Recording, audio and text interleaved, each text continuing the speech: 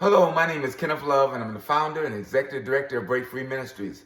I'm a Christian minister, relationship counselor, and addiction professional. And I want to invite you to our webpage, breakfreeministries.org.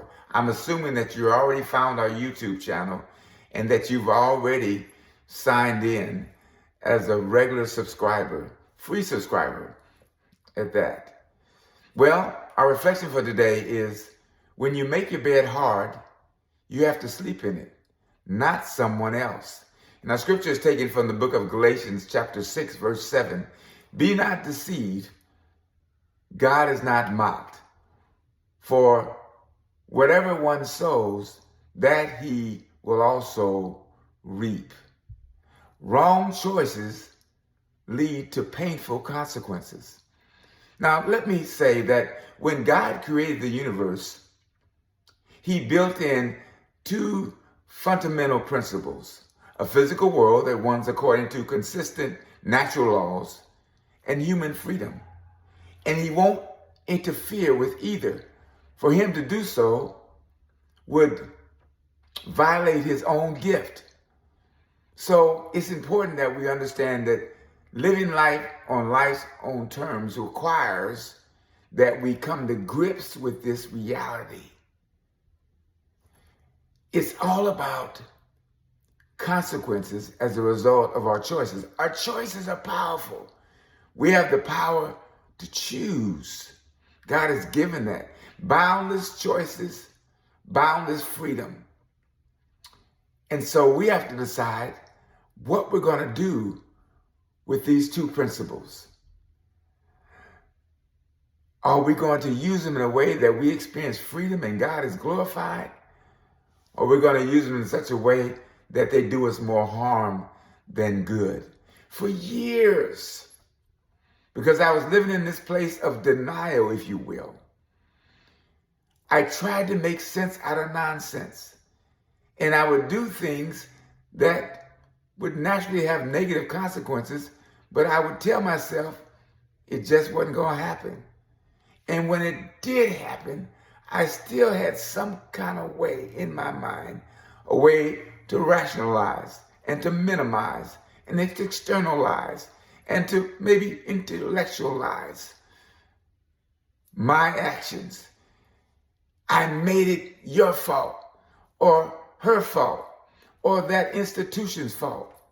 It was always the police. Back then it was the pig or the po-po, right?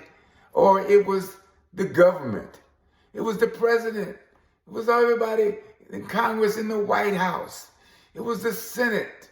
It was my governor. It was my mayor. It was everybody's fault but me.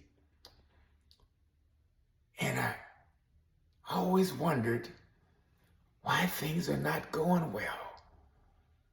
Why they're not going as planned. Not realizing that I planned ahead of time for them to go as they were. It's just that I was living in this place of unreality. I've said it before. I saw reality as mine to create, when in fact reality is ours to discover.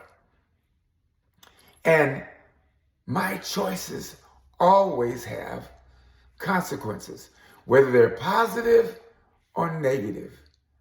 So, what's your bed look like today? How have your choices been working in a particular area of your life? Perhaps you're in recovery and you've been clean for a long time, but you haven't been experiencing that emotional sobriety. You haven't been experiencing that spiritual wellness, that freedom that comes from living in a way that you're not regretting what you just did because you compromised the principles that God has put in place for your life. So if that's you, what are you going to do about it?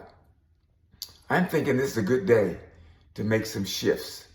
So make some changes in your life so that you'll not only feel good about your choices, but the choices that you make will glorify God. And not only will it glorify God, but it'll edify other people. And as a result of that, you'll make a positive difference in this dying and decaying and broken world that you're living in. See, it's one thing to be in the world, but it's another to be of the world. Why not today choose to not be of the world, even though you're living in it? Until next time, be blessed.